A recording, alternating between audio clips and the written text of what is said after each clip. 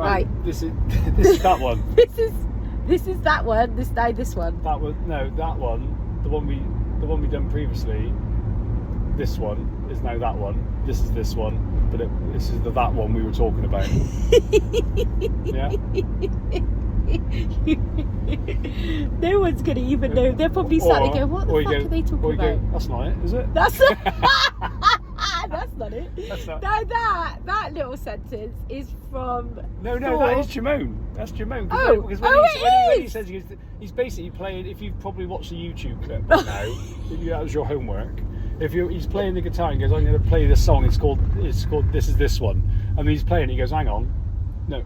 He starts playing and goes, "Oh, hang on, no, that's that one. This is this one," and he goes, "That's not it, is it?" But I was thinking that's not it. Is the on Thor, Love and Thunder, Korg's whistling the goats. Hang on, I need to put my visor down with the sun thingy down because it's shiny. I should put my sunglasses on. It's shiny this morning. But the sun's beautiful, isn't it? Look at it. Yeah. Okay, so we're going to talk about the highs and... We're talking about Korg first of all. Korg. Well, I think that's homework for this week is watch Love and Thunder. Yeah, if you've not watched Love and Thunder. Don't worry about your mind and your emotions, just watch Love and Thunder. Cheer you right up. When he's Korg is made of rock and he's being dismantled, and then his head's tied on his face is tied on the back of someone's head, and he's trying to whistle the goats that come and rescue them. And he's going. He goes, "That's not it. That's not it. That's it." Which we find funny. I love it. That's not it. Right. Highs and lows of life. Yes. We're going through it right now, aren't we, Jonny? Here we are. But it doesn't. Right now we're in a good. Now I'm in a high and the low. We're good with the low right now, aren't we? Yeah. But the Victor Meldrew story, so you won't actually know that I was doing this. So I'm gonna share something. Do you mind? No, not at all. So Jonny, as most of you know me talk about Jonny, I think you're incredible. Thank you.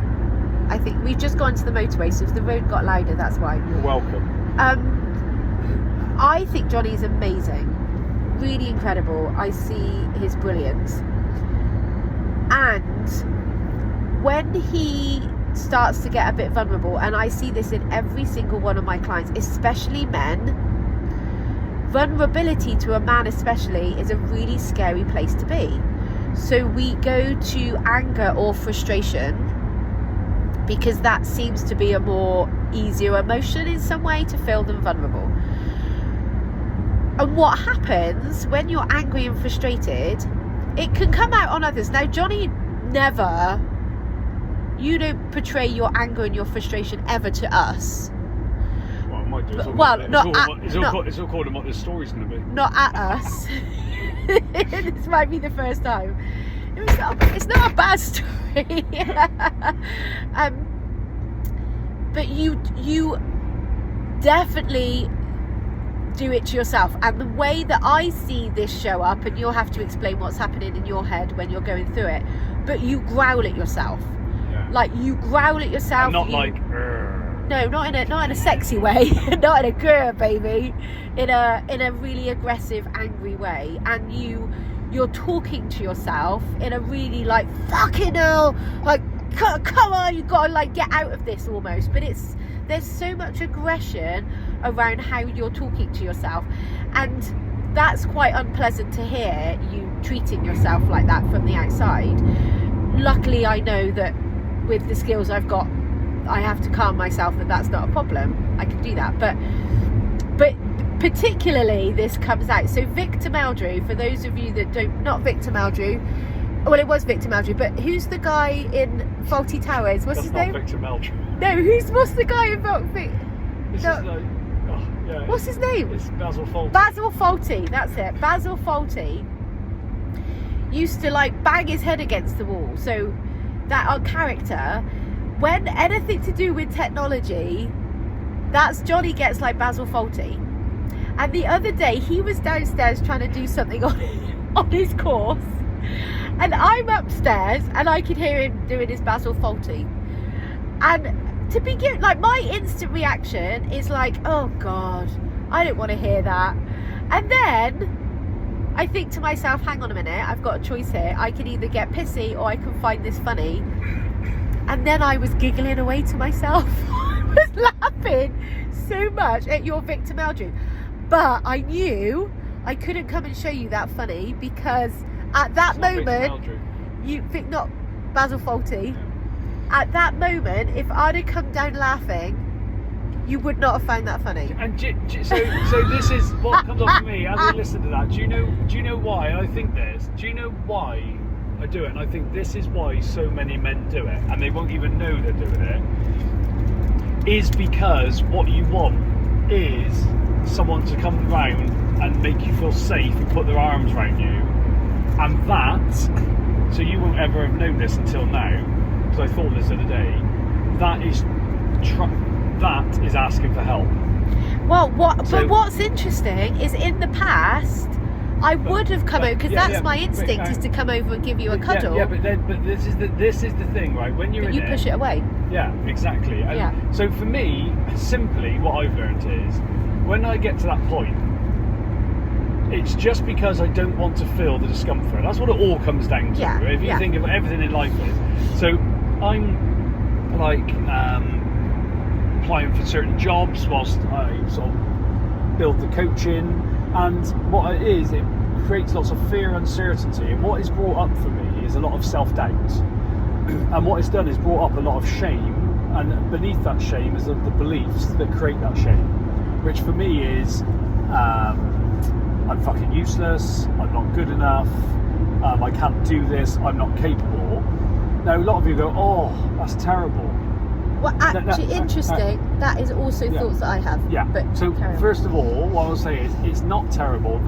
The reason we actually do these things should be to bring that up. Because if you back away, it's those limiting beliefs that are holding us back in our life all the time. So when taking this leap from the police, is actually, all it's done is, leaving the police hasn't created the discomfort. All that's happened is, it has brought all my limiting beliefs to the surface, and those feelings are a sign of that. So I hope that's clear. But then what's happening is, when I'm at that stage where you think, if I'm thinking, oh my God, I can't do this, I'm not capable, and all this voice is saying that. It sounds that we get so angry with this voice, but this voice is doing it because we often believe it, and then we go back and we be small, we go back into our shell, and then we don't have to fail. That's the only reason that voice is there. Yeah. But for me, that what's happening is, in that moment is, I am at my emotional edge. I'm scared, but in that moment, what I do is I rant because I want someone to fix it for me. But I'm the fixer, so I want to fix it, and it can't be fixed. But then, ironically, what you want is that attention. You want someone to make you feel safe, but it's almost like this thing of, you think you don't deserve it because you think you should be able to sort this out. It's almost like a weakness that you're in this state. And so then, ironically, I can hear myself, I mean, sometimes we just rant because we're frustrated, like, oh, fuck me, why did this work? But when you're going, like this, I'm frustrated at myself for not being able to work it out. So it's a vicious cycle, isn't it? Because in that moment, you're like, I just want someone to make me feel safe, but then I'm weak. So on top of that, you add all the shit about the extra then conditioning that actually that's needing help is a sign of weakness. Can I just point out as well, what I want people to do when they're listening to this, or what is good, is notice all the beliefs that come up, like little layers of beliefs.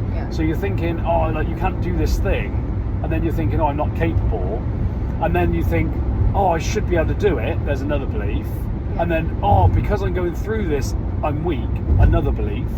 None of this is fact.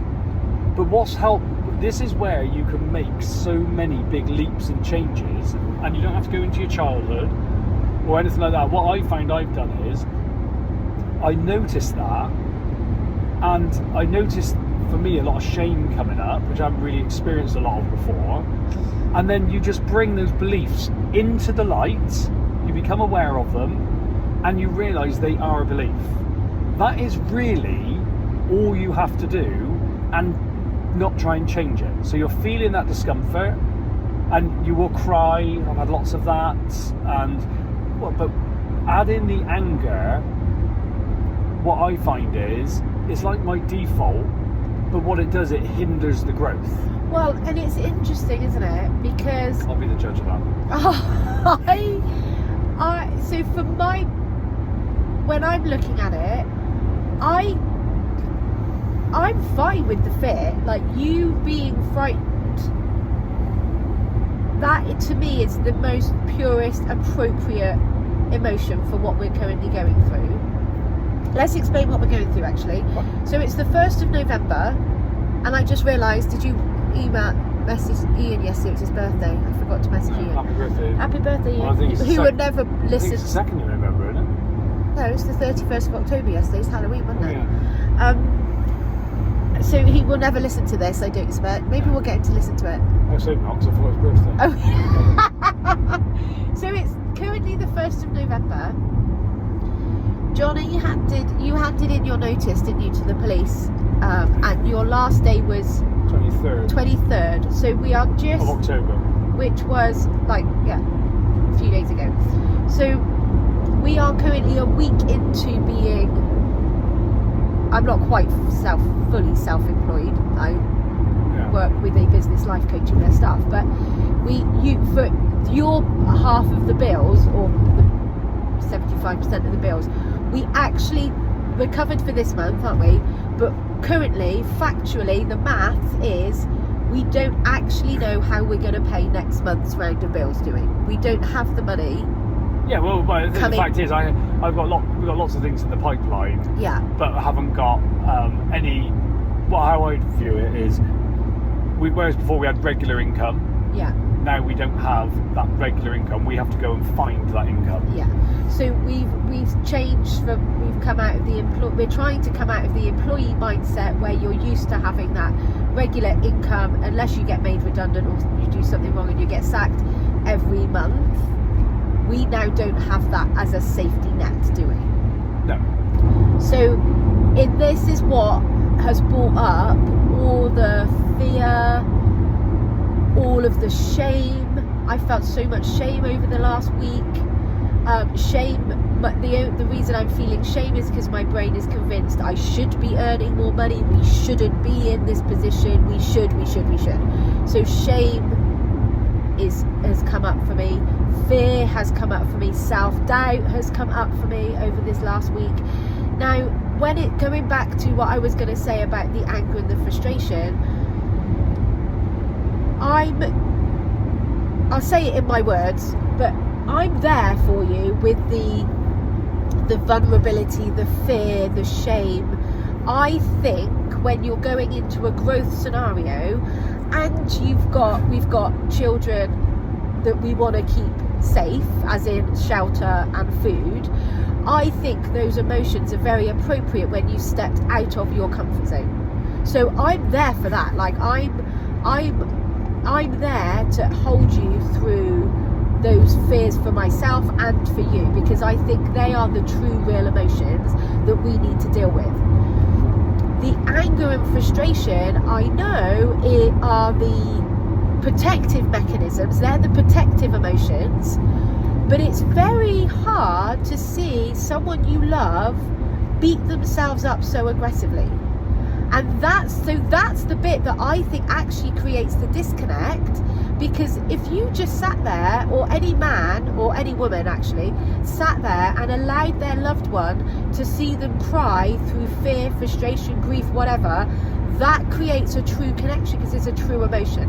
The protective emotion of anger and frustration, that's the bit that creates the disconnect, because in that moment you so desperately want to connect with someone, but anger and frustration directed at yourself or at the other person creates the disconnect.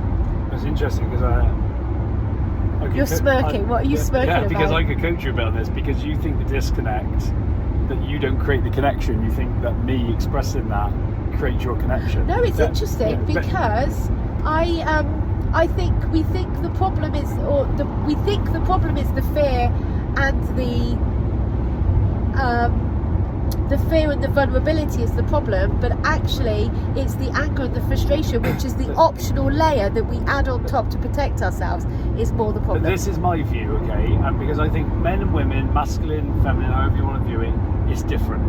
Yes. And now what I find is, like, and what we got to be careful of, we don't make anger as bad. Because what we go is, oh, I'm all right with you being vulnerable, because this is from my side. Sometimes when you go, right, okay, this is how I know when I'm reaching my emotional edge. Yeah. Because that voice comes in and beats me up, and then I feel angry, and I might go through that. But then if the other person's going, I cannot see that. Which no. But if they go, I can't. No, that's not right. You need to feel the fear and not this anger. But then you're in the place you're in at that moment, like, is feeling the anger. So for me, I was in that point where I can see that's going on, but you can't stop it. So, and I think this is what I fundamentally believe with changes. When you first become aware of it, say like I would just be angry, I wouldn't even know why I was angry, I just think, but then suddenly you shine this light of awareness on it, and you realise why you're angry, because you're scared, you don't want to be scared, so then you start beating yourself up, and it's like, you can't change it like that. No. You're watching it, and it's actually watching it with no judgment, and that's not just watching the feeling of anger, it's watching the expression of anger. And those, for me, I go, oh, and I want to like hit something and I very rarely go there, but I also realise that when I go outside my comfort zone, that is like my default. Yeah. But this is the big thing is, I think, and that's what I noticed with men, a lot of people, we give permission, we give you permission to feel fear, but sometimes it can feel like you haven't got permission to be angry. And anger, we always talk about anger being a secondary emotion, and I really believe it is, but it is also an emotion. Like, it's like, for me, that's my first step. And actually sometimes what can happen is when you're, as a man, or I'm just going to say man, I'm not going to, because I don't read it masculine, but I'm just going to say, I can only speak as someone with a cock and balls, what it's like for me. Yeah. When you're feeling, so I've got a lot better at feeling vulnerable. But I think there's levels, like this is a constant ceiling we push up. Yeah. And then when you go to your next level, I've learned loads about allowing it, but then when you go to your next level and then suddenly you feel angry, if you feel like you can't feel, or just say you express it in an unhealthy way, like going, oh, I'm bloody rubbish, and in that moment I know that's not true, but it's almost like this switch is flipped.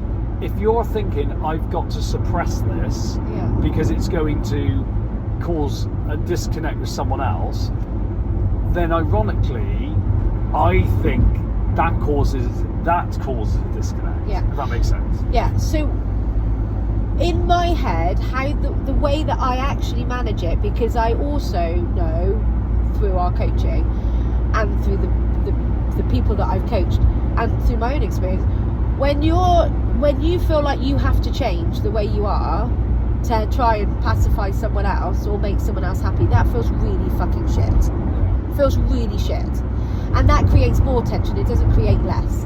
So when you're going through it, and actually this is also what I have then learned, well, I think you have to learn to do it with yourself first before you can learn to do it with someone else, truly, is when you are going through that, and when I can hear you growling and in the bathroom beating yourself up, I am saying to myself in my head, nothing has gone wrong when he's doing that, Nicky. Yeah. Like, him being angry is not a problem. Him being frustrated is not a problem, by the way. Like, just so you know, him going through that and feeling that is not a problem. So I don't think for us, fortunately, because we've got the skills that we've got, and we do have that ability to self-coach, it doesn't create the actual disconnect. I think people listening, where their husbands or their wives have dropped into, and so from a feminine perspective, what I would drop into is the victim. I need to be rescued. Poor me. And see, terrible, isn't it? Or like, poor, I need rescuing. And I think that's why my default is the other way, because I'm the other way. Yeah. I hate the victim mentality. Yeah. As in like pity. So do I, by the way. But ironically, I think that's why my default is to go to anger, because when I need compassion, I think sometimes what I do is I mix compassion up with pity. Yeah. Which is interesting. I've only just seen that there. Yeah. And because I always sometimes go, my work is constantly being compassionate with myself. Yeah. That's like something I go, that's my work, and I think always will be. But that's going to be quite a challenge if you see compassion as pity. Yes, yeah, exactly, yeah. So that in itself is huge, because when I see someone and they go, oh, and they slow down. Yeah. It's like when you've had a cold and you've got your hood up. I'm like, I know I get it from my mum, where you go, okay, come on, let's get on. Yeah. And of course, what happens is when you've got a problem you can't fix, what you think is when you're feeling that sadness, it's almost like, oh, I'm dropping into pity, and that's a weakness. Yeah. And that is it for me. And I think when you are there and you're sort of ranting, really that little inner child in you is going, I just need a hug, I need support and help. But there's this other part of you that is then pushing it away. So I think of it like if you actually separated out your little inner child, and it'd be like that Tony Robbins story where the man came when they didn't have any food, and the man came to the door with the turkey. Yes. At Thanksgiving. Yeah. And he went, and his dad. And the boy is in there just seeing this support and love. Like Tony's there going, oh, but the dad's going, no, and he's pushing it away. Yeah. That's what's happening inside. Yeah. But I think the whole thing is, there's a difference, I think, between when you, I don't promote beating yourself up at all. That's the bit we want to remove. But I think... But the way you remove that is by having compassion for it. But I think I used to always be in that state. Yeah. So if I got anything wrong, beat myself up, punish myself. If I couldn't do something right first time, it meant I was useless, stupid. Yeah. I should be able to do this. And all this, I didn't have a learning mentality. But I think there is a difference that when you become aware, oh, do you know what? My default, when I don't want to feel vulnerable, my default is to go to anger. And anger is not bad, by the way. It's the expression of anger. What? And actually, anger, if you direct anger in a deliberate way, you get fucking shit done, don't you? But I think like that anger itself is not bad. So because what we can do is, especially as men, we can make ourselves, and it will be like that masculine energy. Because I coach a lot of women with a masculine energy, and they say they feel so angry, and then we make ourselves bad for feeling the anger. Yeah. But what you have to do with that anger is you have to have literally no judgment. You have to feel it. Yeah. But in getting to be able to feel it, I can pretty much say there will be times when you express it unhealthily. Yeah.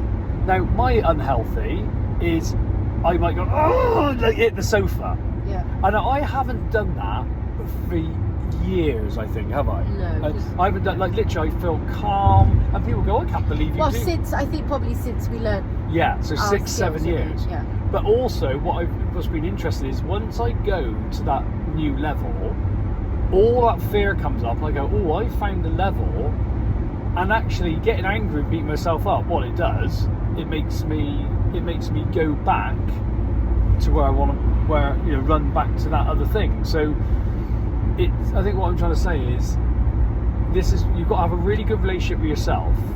You've got to be able to forgive yourself, because ironically, we're talking about that voice of anger. So like we're feeling fear and then we're feeling angry, and we're going, oh, that's not very nice.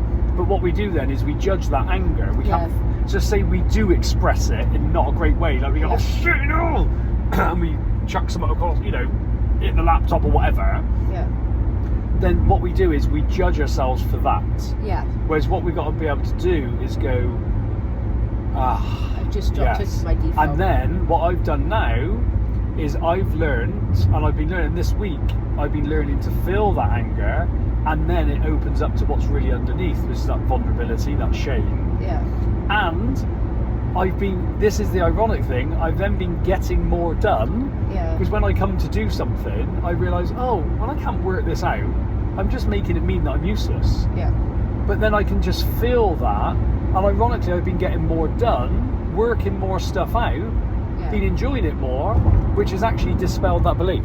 Yeah. So I just think it's, if you're not someone, if your default is not anger, like if you're, say, someone that goes into more pity and withdrawal, I think you won't understand the anger, and vice versa. Yeah. And I think it's about going. But don't get me wrong, I'm not saying like if you're listening to this and your expression of anger is hurting people, then this is the way that you need to go and get some help. Yeah. Because that's never acceptable. That's never acceptable. But what I'm talking about, my anger, it's a bit like I go, oh, for fuck's sake! Oh! And like that's the growl, isn't it? Yeah. Oh! And that's the expression of anger because I don't want to feel it. Yeah. But as you notice that and you learn to feel it and feel it and feel it, suddenly your capacity is more, and the anger just becomes a sign that there's work to do on your vulnerability. Yeah. Yeah. And the other end of that, which is what I go into as my default, is the pity, is the victim, is the poor, like that, I can't do it, mine is and I can feel myself when you're saying that. I feel myself going, the rejection to it. And I go into the I'm fucking pathetic, I'm useless, look at you, pathetic. Can you remember when you weren't very well, and we're very different when we're So hang on, is this the Ruined Janet one? No, but then this is my thing about, and this is where you've got to understand, because the thing that you don't like in other people is what you fear most in yourself. Yes. And that is actually the work you've got to do. Yeah. So which example were you going to give? Because I think we got two examples. I remember when Nicky was at home ill and your mum phoned, and whereas if I'm ill, when I grew up, like I was given lots of love and compassion, a fantastic childhood, but I was always like, okay, we get on with it. That's very much like my mum, we get on with it. And she's just amazing. Like, she's gone through chemo, operations, dislocated her shoulder, and she just gets on with it. Yeah. She just gets on. So when I see, if Nicky was ill and I see the hood come up, and my sister's like this as well. She's not like the hood up. She's the same as me. Like, I see the hood come up and I'd see, on the sofa, I could feel this immediate, like, oh, come on. And I remember your mum phoning up. And she went, how's Nick? I went, yeah, she's not that bad. And you were actually really quite ill. Yeah, that's tonsillitis. Was that? No, that wasn't tonsillitis that time. I think it probably was. No, it wasn't. No, it wasn't. It was the cold. No, I wouldn't have done that at the time. But what I want to say is... It was. It was the time. It was before I got diagnosed. It was. Because it was on the Sunday. The common cold. And I don't struggle with the common cold. Because when I'm ill, I haven't had a cold for years. I'm not allowed to put my fucking hood up because of that judgment. So, but two very significant times. Can I just say that before we go on? She's fine. And the next day, I had. Oh yes, no, that is true. I didn't know it was tonsillitis at the time. So she's fine. She's just got a bit of a sore throat. Can I say my mum's done that before? My mum's done it. When my dad would go, I got a cold, I think this is going to pneumonia, my mum went, he's fine. So, he's absolutely fine. And he ended up, he had, I don't know if it's sepsis, but he had pneumonia and something else, didn't he? Really bad. Yeah. But what I want you to take from this... Clearly not that you're unsensitive. Yeah, don't take that. I'm not going to say actually, that's the thing I've learned to do my work on. And actually, I work with, in the police, I worked with someone... where it would go, I can't stand it when people cry, and I realise whatever you don't like seeing in someone else, is the bit you struggle with. Yeah. And so for me, then it's not like those people got to change and you don't beat yourself up. You just go, I've got to learn to feel more vulnerable. Because what I see is illness. If you're like, and you're on the sofa and you're, like that, I just see vulnerability. Which, what I see in that moment is vulnerability. Equals pathetic. Yes, pity, a bad, pity. yeah, a pity, a bad vulnerability. Yeah. Whereas actually, that's my work, because you go, that's not bad. And actually, vulnerability is the key. Yeah. But I think this is why these conversations are good, because you realise that we're not sat here having this all sorted. Yeah. There's always work to do, and because I think the other time that showed up was the time I was on the toilet with diarrhea, and with a bucket in front of me, being sick. So I'm physically diarrhea, physically being sick. I think my hood probably was up. I think I've got some pictures we could post up. I think my hood, there's a double rainbow there now, look.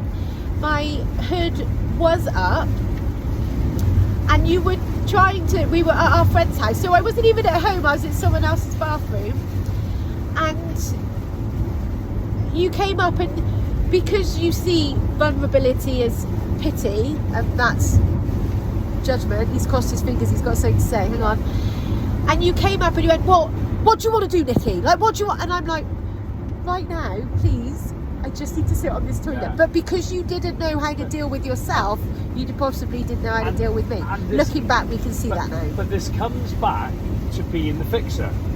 Yes. And this is where I think it is my continued work, and I think it's made me so much, is going, this isn't mine to fix, there's nothing to fix. What's happening is perfect. So for me, what was happening when I reflect back in that moment is I wanted everyone to enjoy, and this is the irony, right?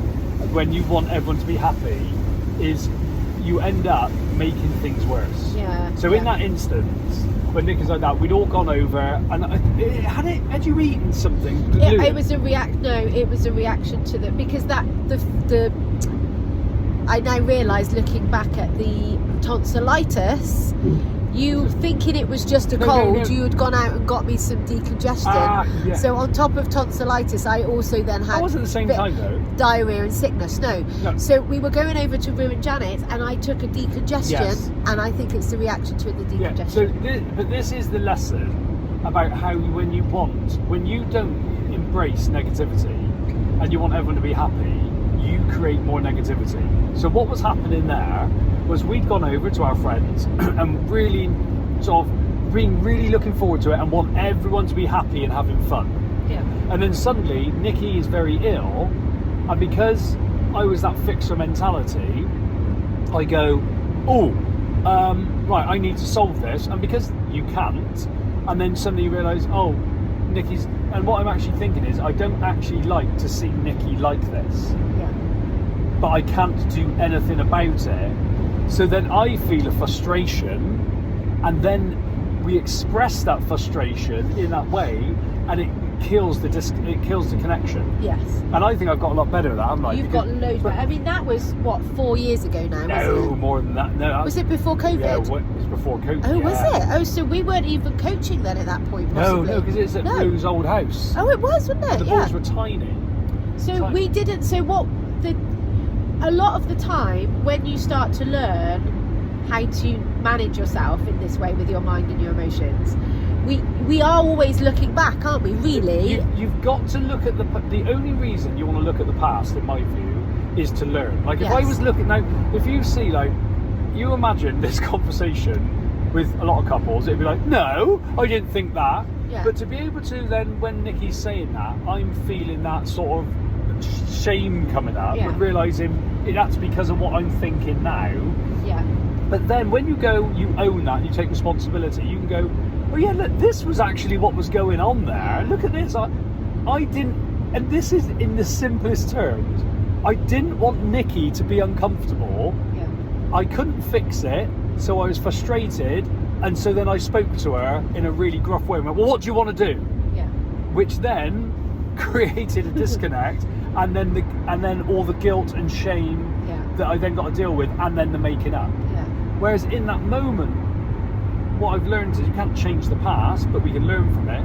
Now, when you can feel that frustration, I want to fix this, It's just going, no, I can just be there, and there's nothing to fix, and that's what creates a connection. It's being that, it's really going, I just don't want to experience this discomfort, and I think that's what's got us closer together, isn't it? Yes. And me, and I think there will always be an innate initial reaction towards any sort of pity. And then what I have to be careful of is that... But can I just say, before you finish that, I think that initial reaction will always be there, but when you're aware of your defaults, and it's not that they're good or bad, it's whether they're effective or ineffective. Does this get me where I want to go? Well, one of the most important things to me is connection with my family. And if that default programming isn't going to get it, then what I need to do is put a safeguard in place and go, okay, when someone's ill, and my initial reaction is, oh, come on, move out of it, I can pause. And once I pause, I can then see, this is just because I don't want to feel this discomfort because I can't fix it. Breathe, and then show up as the person I want to be. And because I think when you're trying to be a certain way, so the way that I then process that is, in the past I felt like, well, I can't possibly be ill, I can't be vulnerable, because I'm judged for that, and or that irritates Jonny, so I need to change so that he isn't irritated. That also isn't then healthy. So then what I have to be, what I don't have to do, but what I've learned to do is create that kindness with myself and really give your reaction back to you, because I think one of the things that's incredible to learn is that I'm not responsible for your emotions, you're not responsible for my emotions.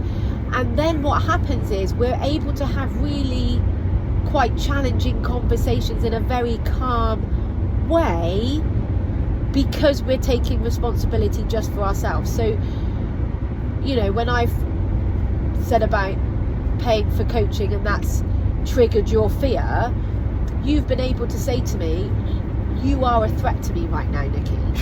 And I'm able to hear that without needing to react to it, because I know that I'm not creating that, your thoughts are creating that. So if I put some meat on the bones, like when we were going through, I think we're pretty much there together now, aren't we? But we had very different views on money, different money mindsets, and we'd sold a house, had first time ever had like a really nice pot of money, and Nicky was investing in coaching, and I had a lot of fear around it, but I knew that was my work I was doing.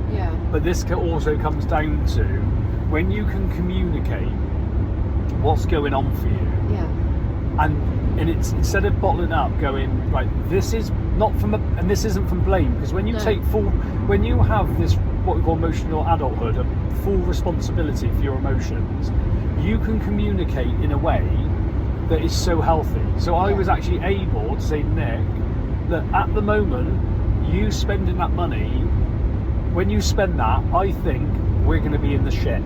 So I feel really scared, and my nervous system thinks you're a threat. So every time I walked in the kitchen, it would literally, I would feel myself tense up. But knowing that has nothing to do with Nicky, that has everything to do with me and my little inner voice. And it's not that we don't do things, we've talked about this, haven't we? Like, you know, if we had, because we like spending money different ways, if we had a windfall of money, I've said before, what my thing was in that situation was, I didn't have the courage to go, oh, can we split it in half? Because I didn't want to do that, I had all that going on, so I was caught. The solution was really simple. But now, I've learned from that and realised all that frustration was because I was frustrated at myself for not having the courage to make the decision that I wanted to make that was right for me in that time. Whereas we've communicated that now, and gone, actually, if that happened again and I felt that discomfort, what I do is this. And it's just, but knowing that the other person is not responsible for how you're feeling puts you in the driver's seat. Exactly. And then you're able to have more effective conversations, I think, because going back to the growling as an example, when you're growling And my default response to that is one of tension, because it's not pleasant to hear, and so my body thinks I'm under threat. I'm able to take that deep breath and go, that's his to deal with, I don't need to take that on.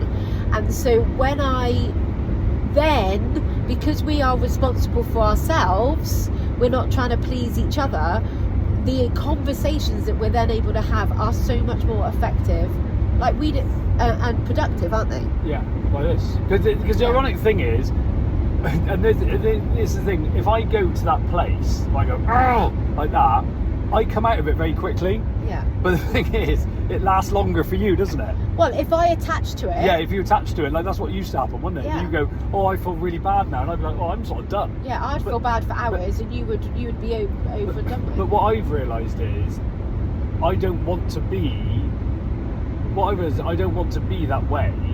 But every time you go through and you realise, oh yeah, I dropped into that again, and you've got to be able to forgive yourself, you've got to be able to forget it, you've got to have compassion and go, oh yeah, I've just hit that edge. Then you can move a little bit closer to that version of yourself you want to be. Yeah. Because I sort of go, how do I want to be when I'm faced with real uncertainty? I just really want to be where I'm 100% embracing the fear. Yeah. So when my heart is pounding and I can't, and I'm in absolute fight or flight, what I really want to be able to do is just go, you're safe. Yeah.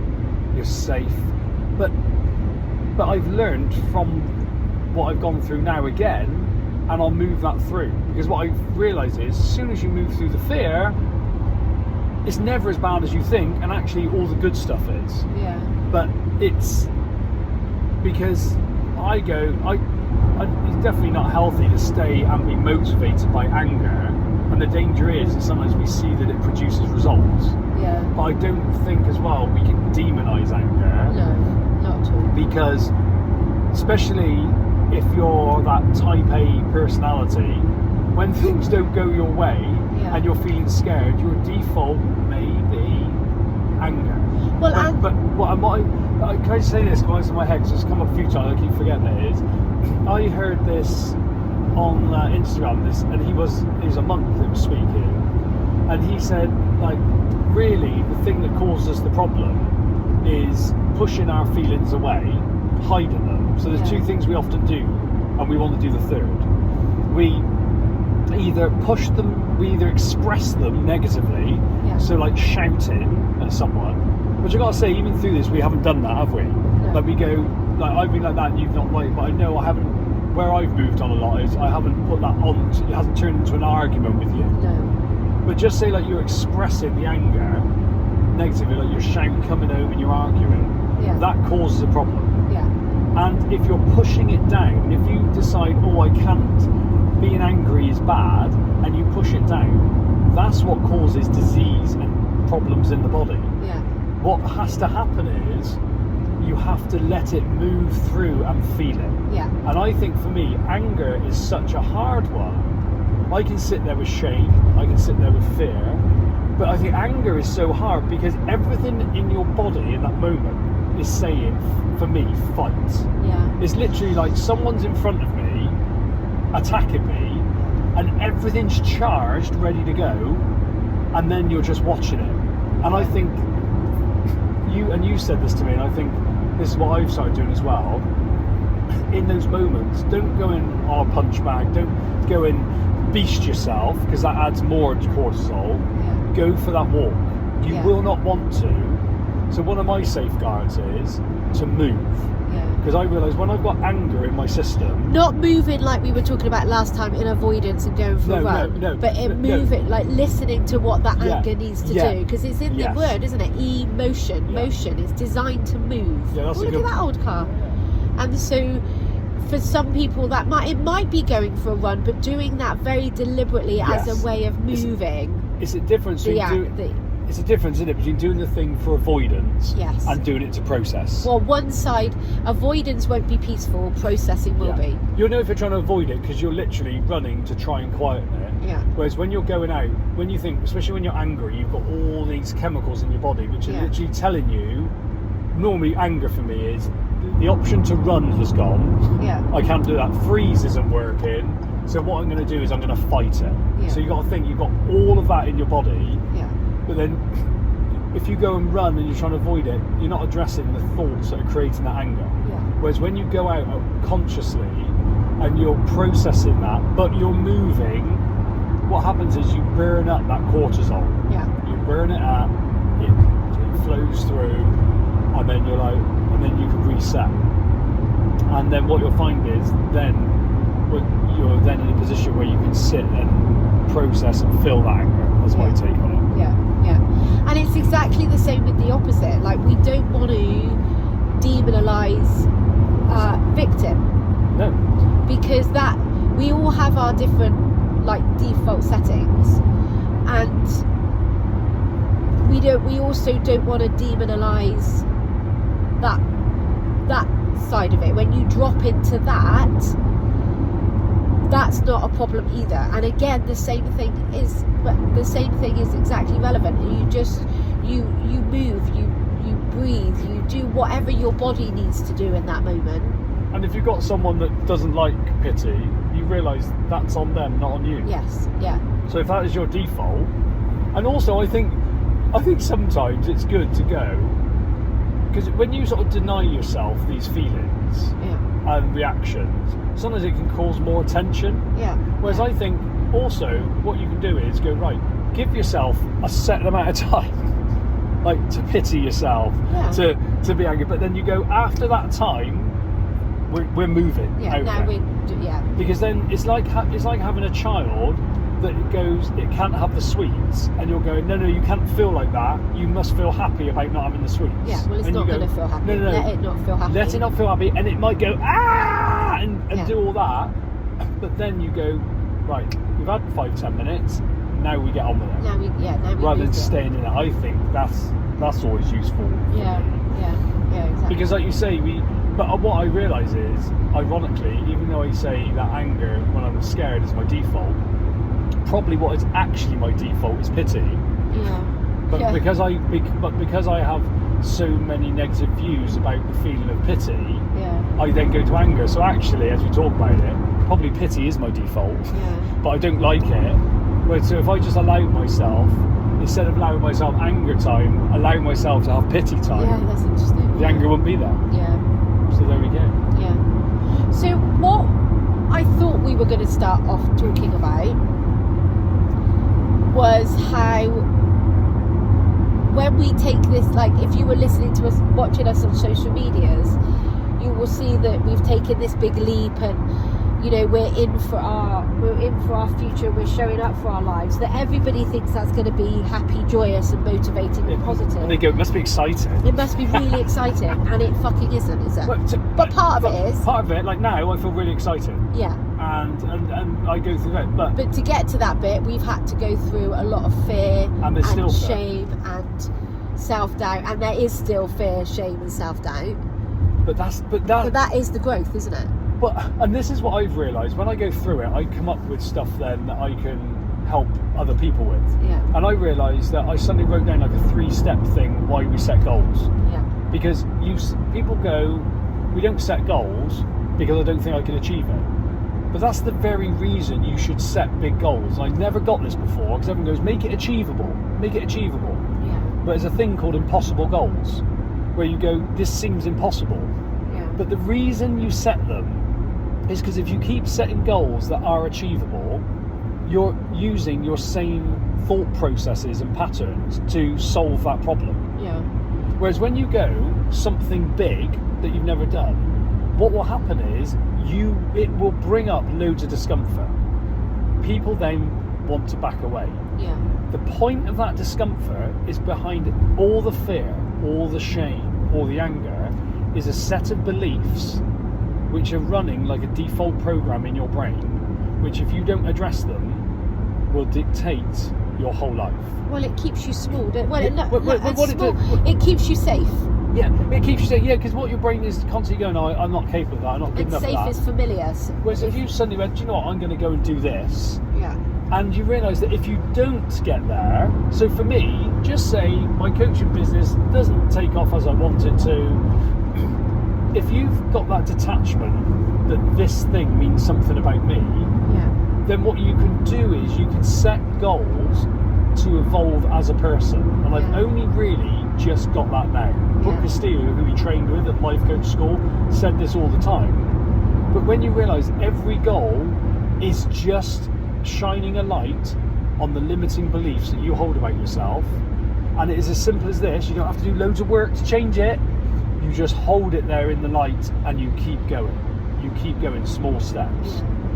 And then what you do is, like now I feel so different than I did last week, which makes me take very different action, and that is more beneficial than ever achieving the goal.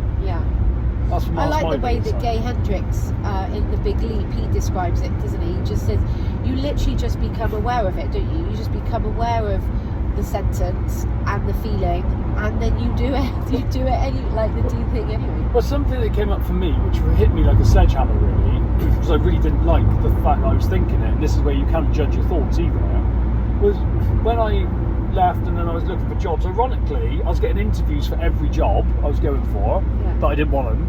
And this has only been a week, by the way. It's only a week, by the way.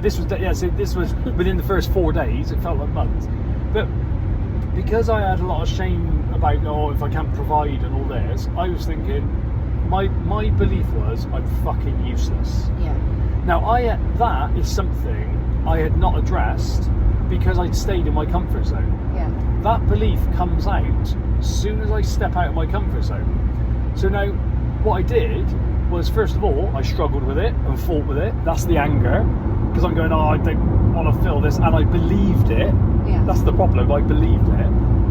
But people will go, oh no, think something different. I heard someone say the other day, on that feeling, tie a balloon to it and let it go. And I go, my view is, no, let's make room for it. Let's clear the room. It's me and this belief now. Okay, I think I'm fucking useless. Now let's go and just notice it. And what you do is, as you become aware of it and you feel the feeling that it creates, but take action of the opposite, so you keep going, and it feels really hard, by the way, because the emotion's intense. Suddenly, the emotion gets less as you stop believing that thought, and suddenly, like, I can have that thought now and it has no effect. I realise, it's just a thought. So now that's opened up another level for me, and that is really what growth is, isn't it? There we go. Yeah, that's it. That feels like a natural end to this conversation. Well, that was that one. So look forward to the next one. Which then will be that one, and this will be this one. This one. Right, so look forward to that. Have a good week, everybody. Thanks for listening. Bye. Bye. Bye.